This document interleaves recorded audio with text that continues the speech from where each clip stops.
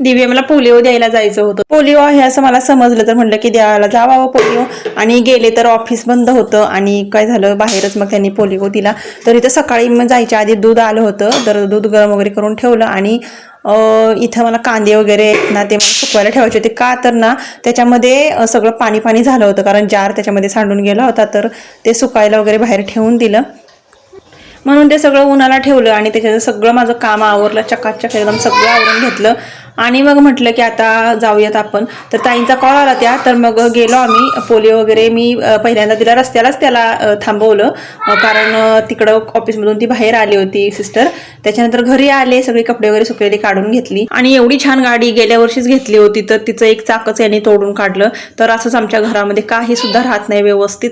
आणि हा दिव्यांश शाळेत आला की या दोघांचा बघा आवाज.